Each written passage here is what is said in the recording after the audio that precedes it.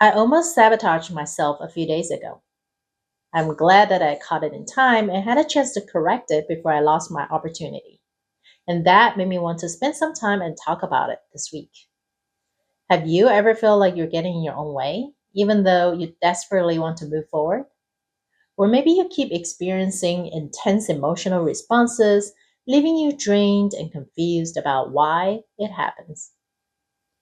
These self sabotage behaviors are far more common than you might think, and they're often signs of deeper, unresolved issues.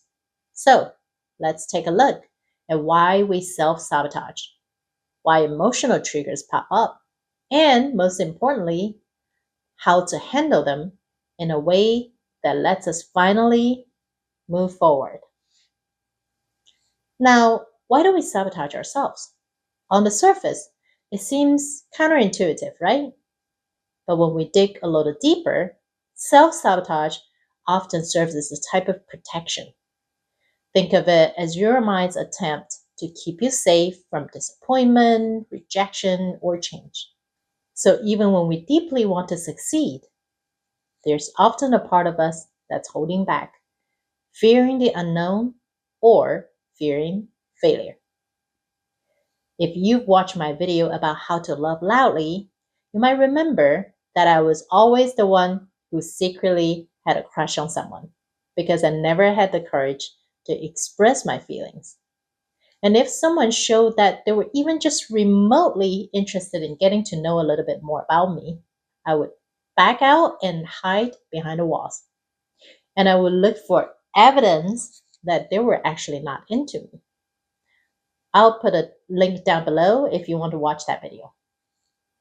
Now imagine a moment when you wanted something desperately, a job, a relationship, a new lifestyle, but just kept hesitating. Every time you got close, you found yourself procrastinating or doubting if you were actually capable. If this resonates, know that that's not because you lack potential.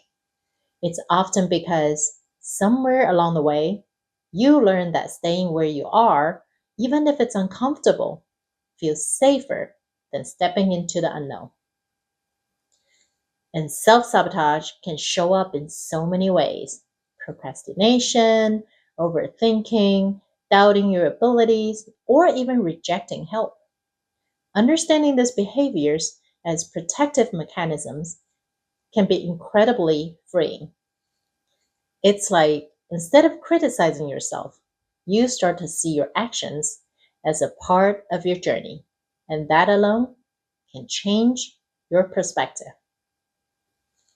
Now, let's talk about emotional triggers, another big piece of the self sabotage puzzle. A trigger is an intense emotional response we have to certain situations, people, or even memories. For example, let's say you feel overwhelmingly angry or deeply sad in response to a comment someone makes about you. These reactions aren't random. They often stem from past experiences and unresolved emotions. Triggers often come from deep rooted experiences where we felt powerless, hurt, or rejected.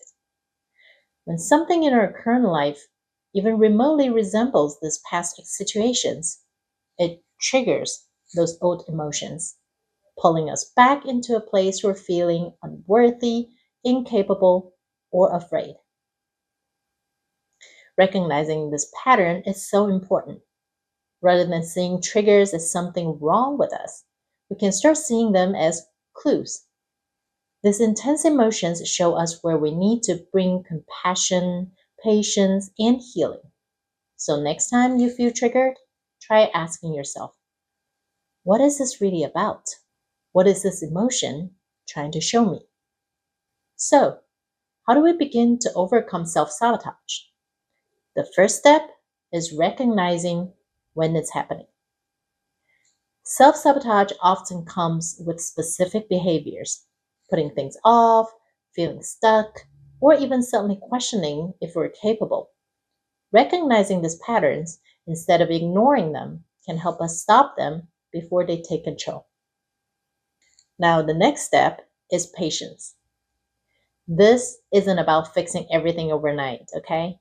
It's about gently redirecting ourselves whenever we notice self sabotage coming up. For example, if you're procrastinating, ask yourself why.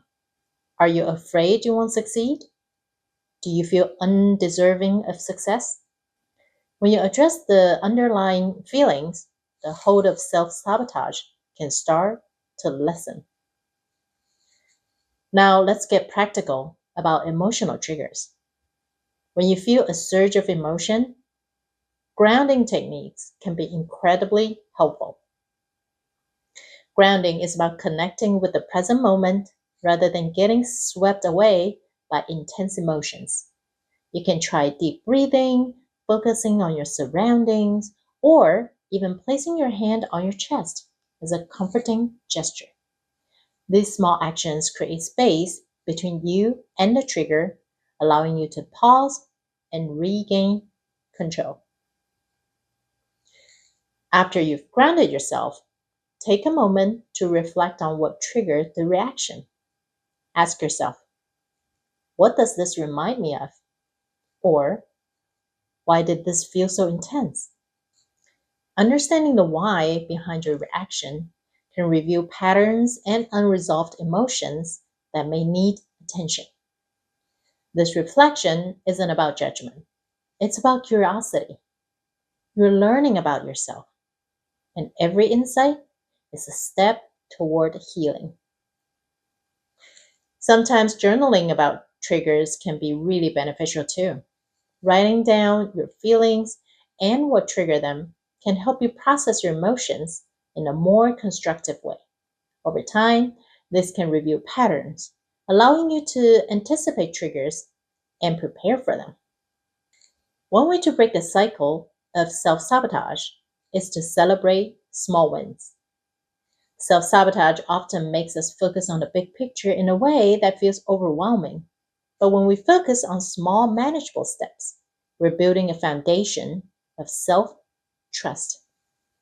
For instance, if you have a big goal, break it down into smaller actions. Celebrate each small step as a success in itself. Every time you complete a step, you're proving to yourself that you are capable. This builds momentum, which in turn reduces the urge to self sabotage because you're no longer trying to accomplish everything at once. And finally, approach yourself with kindness and compassion. Self sabotage often makes us feel disappointed in ourselves, leading to a spiral of self criticism. Instead, practice patience and remember that you're trying to protect yourself. Let that be a reason to approach yourself with empathy rather than frustration. Treat yourself as you would a dear friend, with kindness, understanding, and forgiveness. When you mess up or fall into old patterns, instead of beating yourself up, try saying, "It's okay. I'm learning. I'll try again." Self compassion creates a safe space for growth and gives us the courage to move forward even when we make mistakes. Now, in my case, that I mentioned at the beginning of this video, I'll be honest. Even though I did recognize I was trying to self sabotage myself by telling me the same old story that I'm not worthy, and even though I told myself that I needed to have an honest and open conversation before I made any decisions, I still gave in to my old belief and pulled myself out of the opportunity. What made the difference this time, though, is that I cooled down way faster than I used to. And within the day, I caught out my own BS and decided to ask for a second chance. See? Baby steps. So, don't pressure yourself into transforming overnight, okay? It does take time and practice to get better. Now, as we wrap up, remember this: self sabotage doesn't define you, it's just a part of your story. And like any stories, you have the power to rewrite them. Okay? Start small, take each moment as it comes, and know that every time you face your fears and overcome a trigger, you are growing stronger. And by the way, that is also a win that's worth celebrating.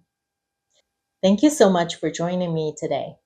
If this resonates with you, please give the video a like, share your thoughts in the comments, and don't forget to subscribe for more.